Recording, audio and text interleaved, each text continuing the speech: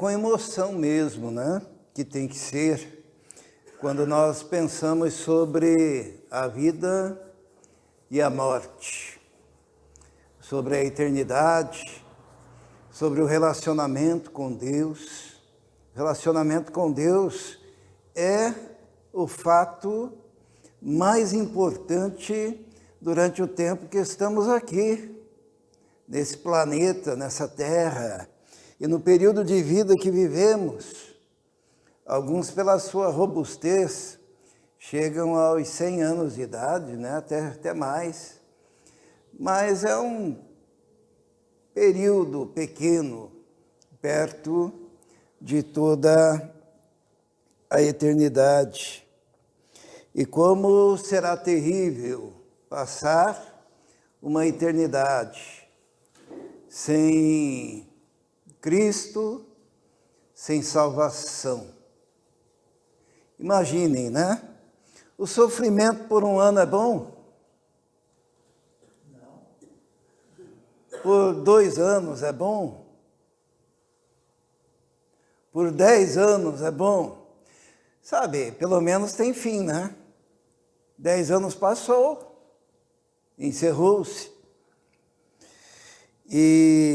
Mas nós devemos nos comover, porque no que concerne a perdição, o sofrimento, ele é eterno. Eterno. E eu nem sabia que Israel iria cantar essa canção hoje, mas o nosso tema hoje, nós vamos para o Novo Testamento, em Lucas, e vamos meditar na palavra do Senhor. Hoje nós vamos falar, o nosso tema de hoje é o evangelista que morava no inferno. O evangelista que morava no inferno. Será que tem algum evangelista que morava no inferno? Pois é, nós vamos falar sobre esse tema. E peço aos irmãos que abram as suas Bíblias em Lucas, no capítulo 16, onde nós encontramos a história do rico e de Lázaro. Já iniciamos dizendo que não é uma parábola, porque nas parábolas Jesus não dava nome aos seus personagens, né? A parábola do filho pródigo é o pai, o filho mais velho, o filho mais novo, não é assim? A parábola do juiz é o juiz iníquo. Mas aqui nós encontramos uma parábola, ou melhor, uma história, que é a história do rico e de Lázaro. E pelo jeito Lázaro era alguém conhecido na sua época. Jesus o menciona, né? Mas o rico ele não diz o nome, por que será? Para não expor alguém que foi lançado no inferno, né? Nós temos esse cuidado e Jesus teve esse cuidado também, que provavelmente seria uma pessoa conhecida. Mas o Lázaro, ele deu o nome. Vamos ler então o texto, diz assim: havia um certo mendigo, chamado Lázaro, que jazia cheio de chagas à porta, ou melhor, acho que eu pulei o primeiro versículo, né? Não é isso? Às vezes nós cometemos algum equívoco. É interessante que para ler a Bíblia eu tenho que tirar o óculos, irmãos. É coisa da idade, será? Isto é, para enxergar os irmãos eu coloco óculos. Mas para ler, eu preciso colocar o óculos. Isso, faltou o versículo 19. Vamos começar no versículo 19. Diz assim a palavra do Senhor, depois nós vamos para o versículo 20, que está ali na frente. Diz assim: havia um homem rico que se vestia de púrpura e de linho fino e vivia no luxo todos os dias. Diante do portão do seu portão, fora deixado um mendigo chamado Lázaro, coberto de chagas. Este ansiava comer o que caía da mesa do rico, até os cães vinham lamber-lhe suas feridas.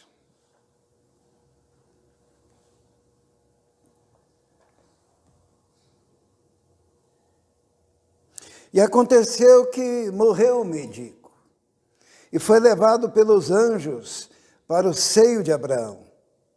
E morreu também o rico e foi sepultado. Encontramos aqui então a história do rico e de Lázaro. E Jesus, nas suas histórias, ele gostava de dar uma sacudida nos entendimentos da sua época, no conhecimento da sua época. E qual que era a teologia da época de Jesus, e que hoje em dia ela foi meio ressuscitada? Era a ideia de que se uma pessoa estava sofrendo, era porque era uma pessoa que afrontava Deus. Se ela era pobre, era a maldição de Deus sobre a vida dela. E se era um mendigo, se era um cego, se era um aleijado, se era um coxo, eles imaginavam que a pessoa estava debaixo da maldição de Deus e, sem dúvida, era um pecador que vinha de família pecadora, de tradição pecadora, e estava recebendo em vida as consequências do seu terrível pecado. Essa era a teologia. E também havia a ideia de que, se a pessoa fosse rica, se a pessoa fosse abastada, é porque as bênçãos de Deus estavam sobre ela. A pessoa rica, a pessoa abastada, tinha a visibilidade de alguém que era amado de Deus, cuidado por Deus, e Deus lhe dava tudo, e Deus lhe dava todos os recursos, e Deus lhe dava prosperidade. Era essa a ideia. Nós nos lembramos quando Jesus curou aquele cego, e é interessante que os discípulos perguntaram: quem pecou para que este homem nascesse cego? Porque eles achavam, alguém pecou. Se está cego, alguém pecou. Se está aleijado, se está paralítico, se está mendigando, é consequência do pecado dele ou do pecado de alguém. Então é um perdido, é um condenado. E Jesus, de repente, ele dá uma quebrada nessas ideias, porque aqui nessa história, o rico era o perdido. E o mendigo era o salvo. Ele não era salvo porque era mendigo. Ele era salvo porque havia no coração dele a esperança, que é aquela esperança que havia naqueles que viveram na antiga aliança, a esperança do Messias. Eles criam na promessa. Mas o rico, provavelmente ele era um homem muito bem visto na sociedade. Basta ser rico para ser bem tratado, né? Se entrar alguém de chinelo de dedo numa loja de carros importados, provavelmente essa pessoa não seria nem atendida. Mas se a pessoa entra de terno, gravata, dando os sinais exteriores de ser uma pessoa abastada, já é convidado para um cafezinho, porque a aparência externa abre portas.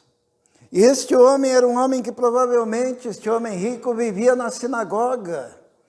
Ele era um religioso, ele era um cara bem aceito na sua sociedade. E Jesus, assim, ele quebra essa teologia. O rico possivelmente acreditava nessa teologia. Todos acreditavam naquela época nessa teologia. Mas a palavra de Deus diz que aconteceu que o mendigo morreu, foi levado pelos anjos para o seio de Abraão. O seio de Abraão significa o seio das promessas, porque nós somos filhos de Abraão, né? Assim como o Antigo Testamento eram chamados filhos de Abraão. Então, alguém que vai para o seio de Abraão é uma forma de dizer que a pessoa foi para o paraíso, que a pessoa foi para o céu, que a pessoa foi para a presença de Deus.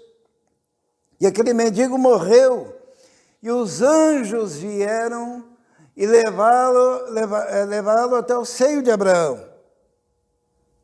E a Bíblia diz, o rico também morreu. E foi sepultado. Que diferença, né? Que diferença. E se a história terminasse aqui, toda a teologia que acredita que o indivíduo vai para a sepultura e fica lá, inconsciente, e dormindo o sono da morte, sem ter consciência, sem ter dor, num estado de, como é que eu poderia dizer, de letargia eterna, né?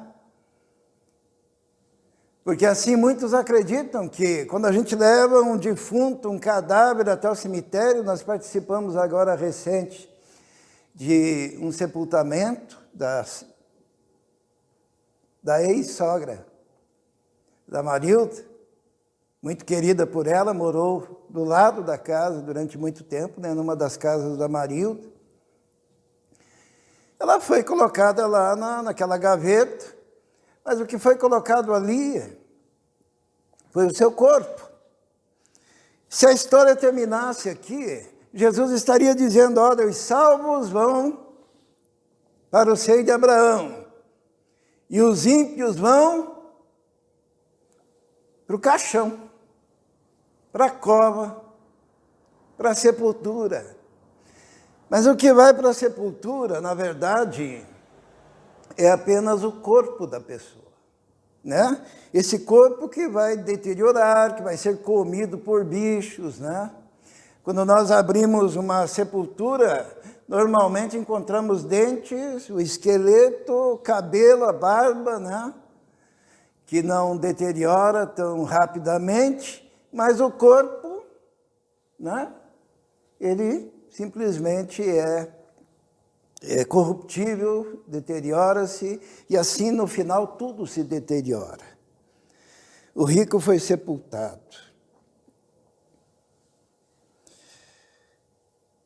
Porém, a Bíblia diz que, embora ele tenha sido sepultado, assim como o mendigo, diz assim que no inferno ergueu os olhos, esse é o rico, estando em tormentos, e viu ao longe Abraão e Lázaro no seu seio. Aqui nós temos algumas coisas importantes, né? Primeiro, a existência do inferno. Por que nós acreditamos que existe o inferno? Quando se fala sobre o inferno, e hoje em dia é muito raro se pregar sobre o inferno, né? Os pregadores deixaram de falar sobre o inferno, mas quando se fala do inferno, parece que a gente está lá na Idade Média, né? Em algum lugar assim. Porém, nós que acreditamos que a Bíblia é a palavra de Deus, ela não contém a palavra de Deus, ela é a palavra de Deus, ela é inerrante, ela é eterna, ela é inspirada pelo Espírito Santo de Deus. A palavra de Deus ela é tão importante que nós encontramos no Apocalipse a valorização da palavra, dizendo o quê? Dizendo que nenhum tio pode ser tirado, nenhuma palavra, nenhuma letrinha pode ser tirada, porque aquele que assim o fizer será digno de todos os juízos que estão descritos neste livro, de tão importante que é a Bíblia, de tão inerrante. Ela é de capa a capa, desde do começo, que diz assim, no princípio criou Deus os céus e a terra, até o final, quando encontramos aquela palavra abençoadora. É a palavra de Deus, que não contém erros. E quando eu falo que não contém erros, o que eu estou dizendo é que ela, nos autógrafos, nos originais, nas cópias, não contém erro. o erro, talvez nós encontremos aqui numa tradução, até erro de português às vezes encontramos, numa tradução. Porém, ela tem sido traduzida de tantas maneiras, porque a gente tem uma percepção do conteúdo. E quando nós vamos para o grego, para o hebraico, nós encontramos ali o quê? A palavra de Deus, que o povo de Deus, verdadeiro, crê da palavra de Deus. Nós temos alguns livros antigos, né? Também escritos em grego, em hebraico, e os estudiosos dizem, né, que se nós tivermos 10 manuscritos antigos, cópias feitas pelos copistas, nós temos condições de ter a percepção do original. Se tivermos 10, nós temos aquele livro de Ulisses, como que é o nome mesmo? Odisseia. Sabe quantas cópias tem Odisseia? E ninguém duvida da sua originalidade. São 600 cópias, né, que os copistas fizeram. E da Bíblia nós temos quantas? Se bastam 10 para termos uma compreensão do original, da Bíblia nós temos 23 mil. Significa que nós temos mais convicção sobre os textos bíblicos do que sobre a Odisseia.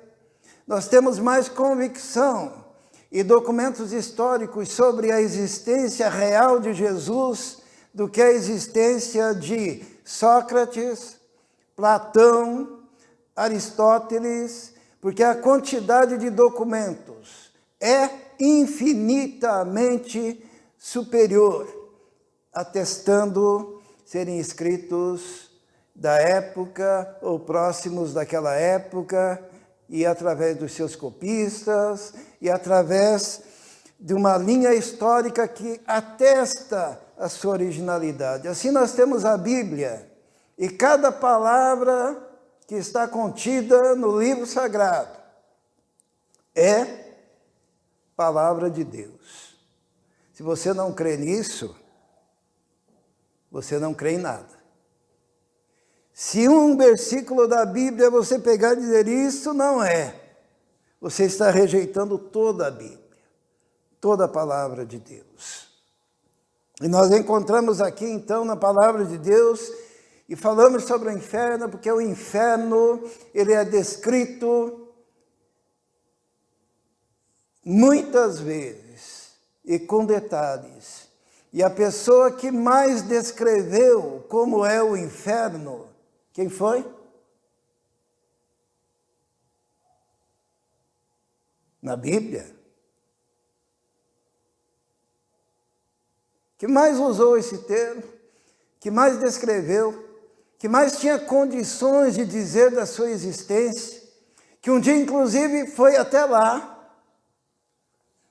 para pregar aos espíritos em prisão.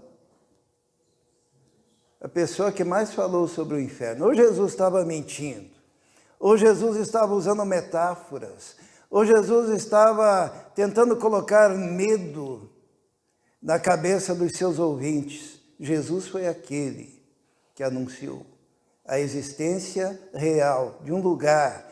E ele ainda diz assim que o inferno é um lugar preparado para o diabo e seus anjos. Então, nós encontramos aí o rico que morreu, foi sepultado, porém, a sua alma estava no inferno.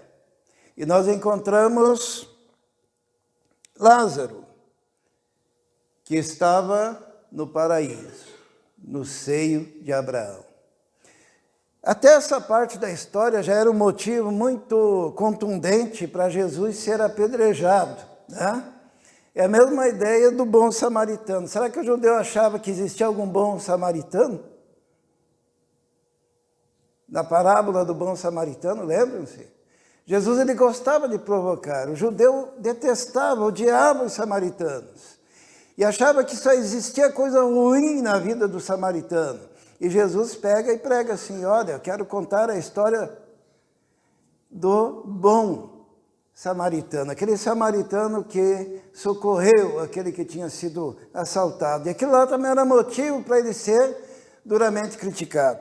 E essa história que Jesus conta aqui, ele já confrontou a teologia da sua época, quando o destino daquele homem mendigo era o céu, e o destino do rico era o inferno e o tormento. Outra coisa que nós temos aqui, interessante, é a questão da consciência. Nós vemos que no inferno, o rico, ele ergueu os olhos, estando em tormentos, então ele sentia. Imagine o tamanho do tormento, né? Porque quando Jesus descreve o inferno, ele diz que é onde o bicho não morre e o fogo nunca se apaga. É um lugar de dor, de angústia, de sofrimento, né? E estando em tormento, ele teve a percepção de Lázaro, que estava no seio de Abraão. Para nós entendermos por que ele conseguiu ver a Lázaro, é que a descrição do inferno era o seguinte: tudo se chama Hades. O Hades é o lugar dos mortos. De um lado estão os mortos que creram na promessa. Do outro lado estão os mortos que não creram na promessa da vinda de Jesus. E no meio um abismo aonde foram aprisionados os demônios, aqueles que investiram em muitas situações e que foram expulsos e lançados para o abismo. Quando Jesus entrou lá no meio dos gadarenos, os demônios falaram assim: por que viestes aqui atormentar-nos antes do tempo? Eles não queriam ser lançados no abismo e pediram: permita-nos que nós possamos entrar nos porcos. E Lázaro estava então no paraíso e o rico estava em tormentos, e ele olha, ele tinha consciência, ele tinha percepção, ele sentia angústias e dores, estando em tormentos. E clamando, disse: Pai Abraão, tem misericórdia de mim e manda Lázaro, que molhe na água a ponta do seu dedo e me refresque a língua, porque estou atormentado nesta chama. Uma coisa também que se destaca aqui, porque tem gente que pensa que no inferno as pessoas vão estar lá hiper arrependidas dos seus pecados, né? Não é isso? Afinal, a gente imagina que arrependimento seja equivalente a remorso, né? Qual a diferença do remorso para o arrependimento bíblico, né? A pessoa pode se sentir mal porque fez o mal, mas pode não se arrepender, porque o arrependimento bíblico é uma mudança que se opera dentro do coração, dentro da alma, lá no interior, lá no espírito, e que depende da ação do Espírito Santo. Sem a ação do Espírito Santo, irmãos, não há arrependimento genuíno. Então, no inferno não haverá arrependimento. Não significa que lá no inferno a pessoa vai chegar, vai se arrepender e vai pensar: não, agora eu quero ser boazinha. Ela vai manter toda a sua vaidade, ela vai manter todo o seu desejo de pecar, ela vai manter toda a sua ira contra Deus, toda a sua rejeição, tudo aquilo que ela era aqui vai ser intensificado lá no seu coração e na sua alma, porque lá não haverá possibilidade de redenção e lá não haverá possibilidade de mudança. O seu coração será o mesmo, Não é que lá ela vai se arrepender e daí Deus, o malvado, vai deixar ela ficar lá. Não, ela estará recebendo a justa retribuição pelas suas escolhas. E nós encontramos aqui, então, ainda no inferno, o rico dizendo: Pai Abraão, tem misericórdia de mim e manda a Lázaro que molhe na água a ponta do seu dedo e me refresque a língua, porque estou atormentado nessa chama. Olha a empáfia, olha a arrogância. Manda esse mendigo vir aqui, manda ele vir me servir, que ele possa me ajudar e eu possa me refrescar. Porque no inferno se mantém essas características. Sabe a pessoa egoísta aqui, que não quer receber Jesus como Salvador? Ela será egoísta também no inferno. Sabe a pessoa que tem empáfia, arrogância e orgulho aqui? Ela terá a mesma condição lá no inferno, com uma diferença: sofrimento, dor, angústia. Manda Lázaro, manda ele. Ele é subalterno, ele ficava debaixo da minha mesa, como um cachorro, querendo as migalhas. Ele é aquele indivíduo que eu fiz bem sempre. Eu levei sopa no portão, eu levei agasalho no portão, quando ele estava lá pedindo esmolas. Manda esse cara vir aqui.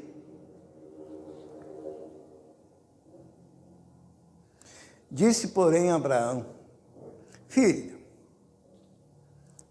existia uma relação lá, né? Porque era do povo da promessa.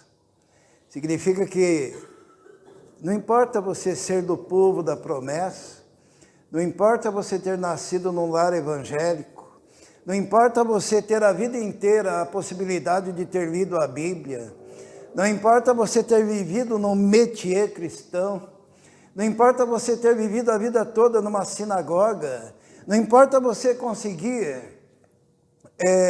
ter decorado todo o Antigo Testamento, não importa você ter sido educado no mais rígido padrão dos judeus da sua época, em que a criança até 12 anos deveria saber recitar o Torá. Filho, lembra-te de que recebestes os teus bens em tua vida. E Lázaro, somente males. E agora este é consolado. E tu, atormentado. Abraão estava educadamente dizendo, ele não é mais o mendigo. Ele não é mais o leproso, ou cheio de chagas. Ele não é mais o indivíduo que você olhava de cima para baixo, pensando que você era superior a ele. Ele não é mais aquela pessoa, agora ele é um redimido, que está recebendo já tudo aquilo que havia na esperança do seu coração, e que mesmo no meio do sofrimento ele nunca tinha rejeitado. Mesmo no meio do sofrimento, ele nunca tinha blasfemado de Deus. Mesmo no meio do sofrimento, ele nunca tinha virado as costas para o seu Redentor.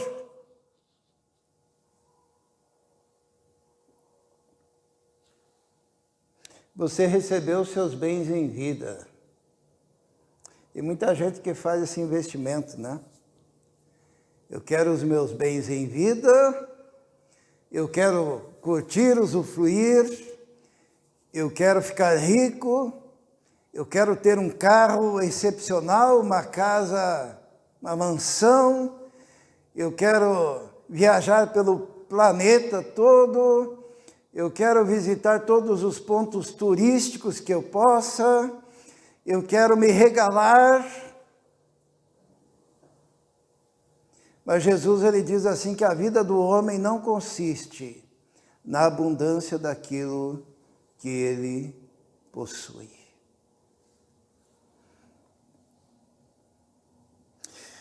Abraão continua, e além disso está posto um grande abismo entre nós e vós, de sorte que os que quiserem passar daqui para vós, não poderiam, nem tampouco os de lá passar para cá.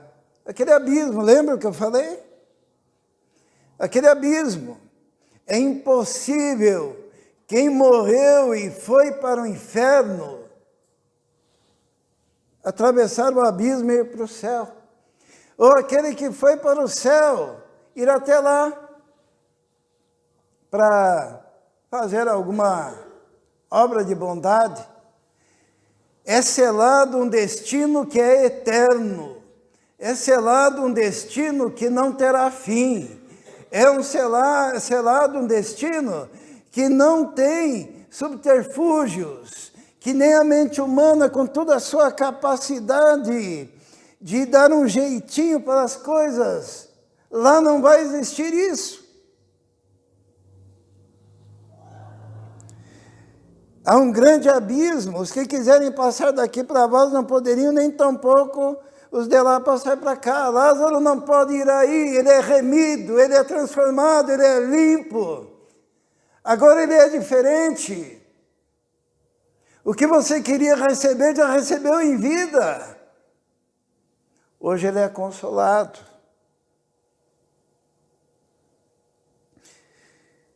E disse ele, rogo-te, pois, ó Pai, que o mandes para a casa do meu pai. Eu quero que fique marcado essa palavra de novo. Rogo-te, pois, ó Pai, que o mandes. Porque quem está no inferno continua com a sua arrogância. Quem está no inferno continua com o seu pecado. Quem está no inferno continua com a sua percepção. Manda ele, então, lá na casa do meu pai. Pois tenho 5 irmãos, para que lhes dê testemunho, a fim de que não venham também para esse lugar de tormento. Queria perguntar aos irmãos, será que ele estava tão preocupado assim com os seus? Com a sua família? Somente depois que chegou no inferno, lembrou-se de que tinha família. Acho que uma coisa que nós temos que aprender hoje é que devemos ganhar a nossa família para Cristo enquanto há tempo. Porque a partir daquele momento da morte, o destino já está selado.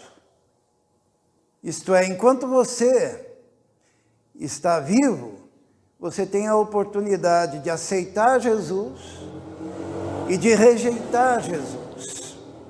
São 2 caminhos. A palavra de Deus diz assim, porfiai, esforçai-vos. Quem que fala isso? Perguntaram para Jesus assim, são muitos, Senhor, os que se salvam? E Jesus respondeu, porfiai, esforçai-vos por ir pelo caminho estreito, porque larga é a porta, né? E este é o caminho que leva à perdição, e apertada é a porta, e o caminho é apertado, para que leva para a vida. E são poucos os que vão por esse caminho. Porém, no caminho largo, são multidões. É a resposta do Senhor Jesus. Por isso, ganhe a sua família enquanto há tempo. Todos nós queremos os nossos filhos no céu. Todos nós queremos os nossos irmãos, os nossos pais, os nossos tios, os nossos amigos, os nossos vizinhos. E é por isso que Jesus mandou pregar o Evangelho.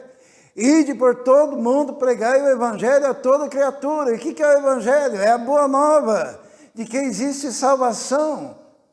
E essa salvação é salvação do quê? É salvação da morte, do pecado e do inferno. Que deve ser proclamado. Não queira ser um evangelista no inferno. Hoje nosso tema é o evangelista que morava no inferno, né? É interessante que esse rico resolveu ser evangelista no inferno. Por isso o nosso tema, né? Ele resolveu ser evangelista no inferno e nós vamos ver as estratégias do evangelista oriundo do inferno. Quais são? Primeiro é a terceirização, né? Manda a Lázaro fazer. Manda ele fazer. Manda ele ir lá e falar com os meus irmãos. No inferno, o indivíduo manterá todo o seu orgulho e arrogância e empáfia. Somente no céu haverá, conforme diz o livro de Hebreus, o espírito dos justos, como? Aperfeiçoados. No céu haverá o espírito do homem do jeito que ele é.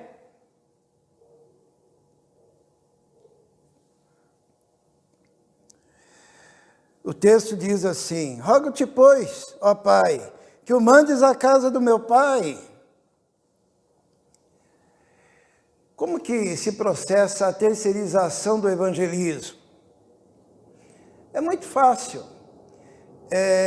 Lá ele disse, manda então o Lázaro fazer aquilo que eu nunca fiz.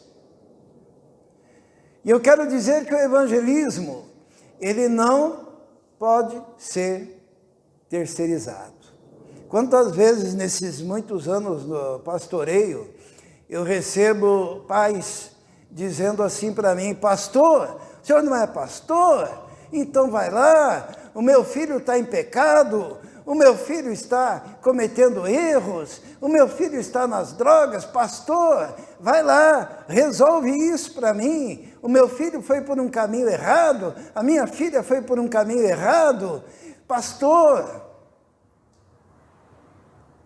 E eu só posso dizer, você está terceirizando? Eu faço a minha parte, eu prego, mas se você não pregar em casa, se você não viver o evangelho em casa, se você não viver uma vida de relacionamento com Deus em casa, se você não tiver em casa uma palavra de Deus, a Bíblia, e não estudar com seu filho, desde pequeno, não adianta vir na porta da igreja, parar o carro, abrir a porta, soltar o filho, e daí depois que terminou o culto, chegar na porta da igreja, abrir a porta do carro, o filho entrar. Porque o filho, em primeiro lugar, ele está vendo como que é a casa dele, ele está vendo como é que são os relacionamentos em casa, ele está vendo como que é a sua vida de oração, como é que é a sua devoção, como que está a sua vida com Deus. O seu filho, ele vai repetir isso no seu comportamento. Você não pode terceirizar. O rico estava terceirizando no inferno. Manda o Lázaro lá na casa do meu pai. Eu tenho irmãos, eu tenho família que precisa. Mas depois que o indivíduo já está nessa condição, ele não consegue nem sequer terceirizar.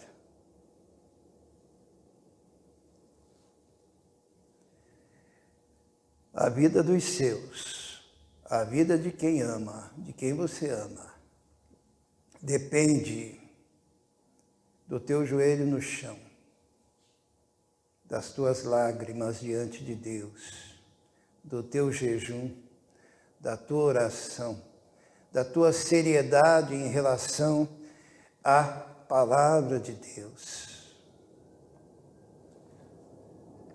O evangelista do inferno quis terceirizar, manda a casa dos meus pais. Na verdade, o rico estava tentando melhorar a situação dele lá através da manipulação e sinalização de virtudes, né? Ele começa a dizer assim, eu tenho irmãos, né? Eu tenho família, Senhor, eu estou preocupado com eles, manda o Lázaro lá, né? Talvez pudessem olhar para ele no inferno e pensar, nossa, ele é uma pessoa boa, eu vou tirá-lo daqui. A pessoa mantém as suas características de manipulação naquele lugar também.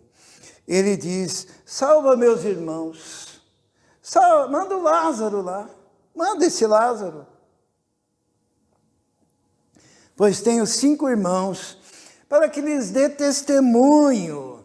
Manda esse cara lá dar testemunho, a fim de que não venham também para esse lugar de tormento.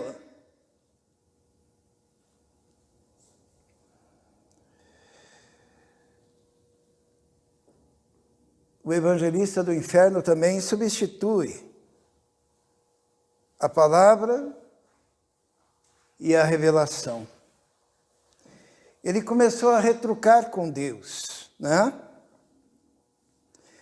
Mediante a resposta de Abraão, disse-lhe Abraão, tem Moisés,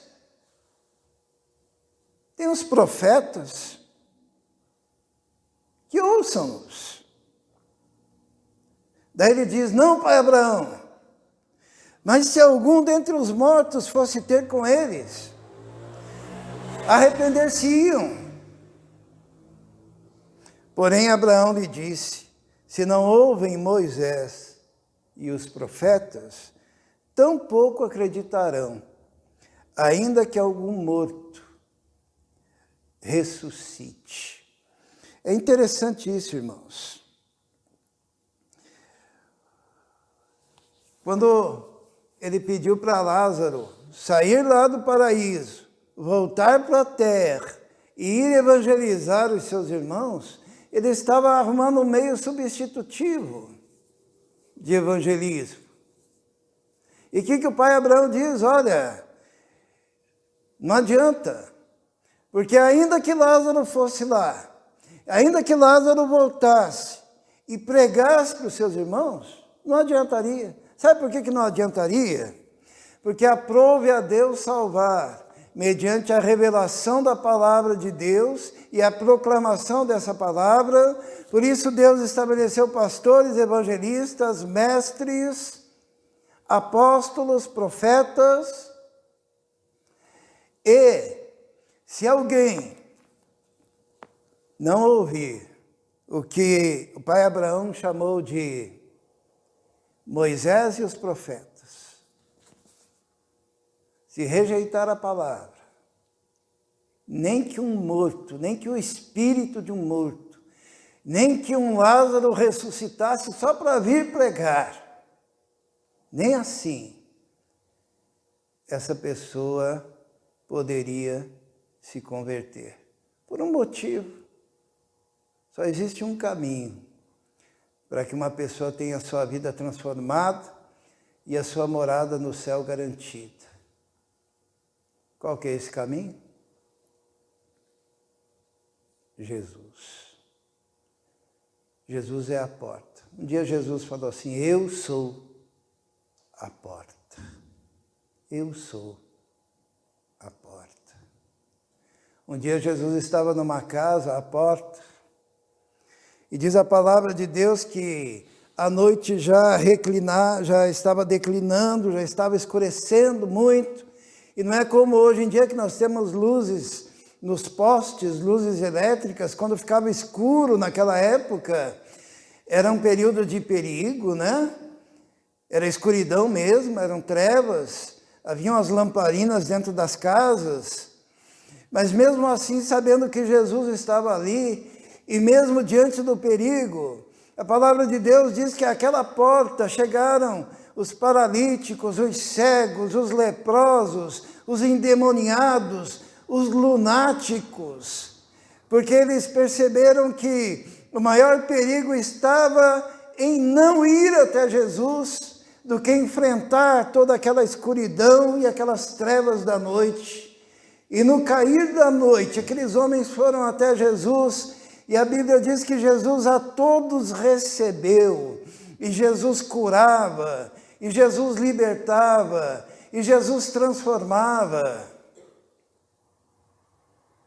E o cair da noite pode bem representar o cair do tempo da nossa existência aqui na Terra.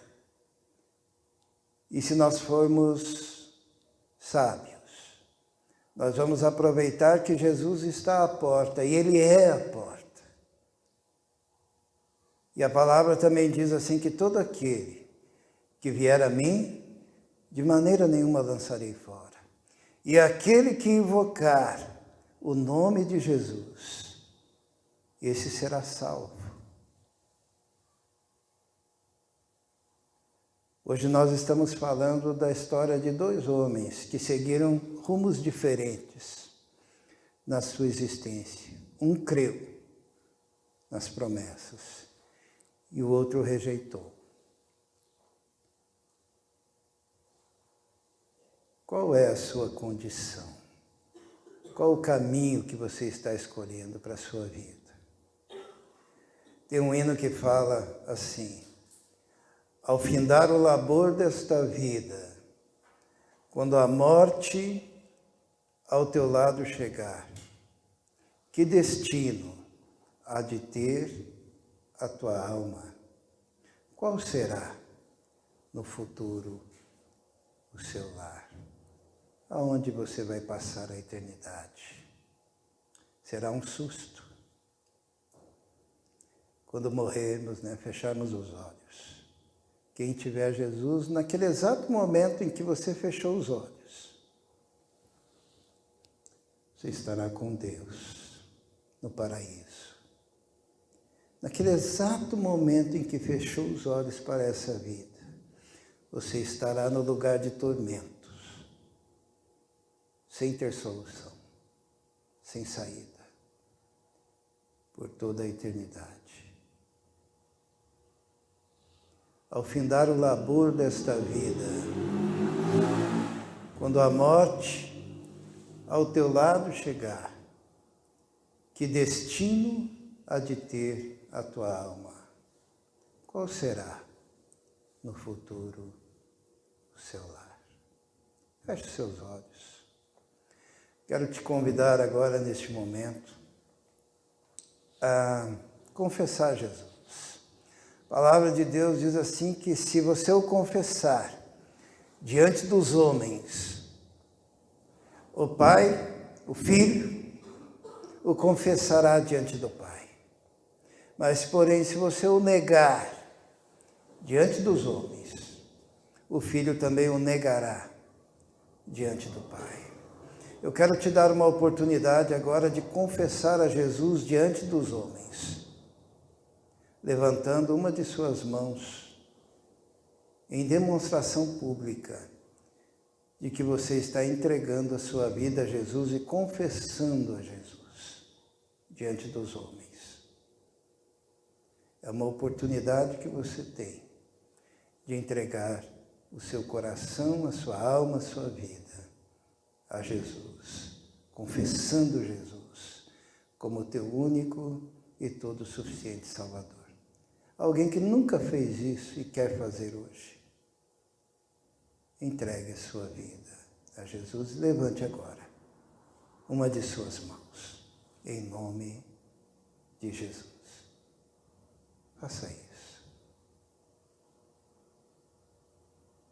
Vamos orar. Santo e eterno Deus, com temor, com tremor, com absoluta reverência diante de Ti, é que estamos estudando a Tua Palavra, estamos lendo a Tua Palavra, que nos mostra como será a eternidade. O Senhor, na sua soberania, aprove ao Senhor nos revelar isso através da palavra. O Senhor é aquele que esteve pregando aos espíritos em prisão.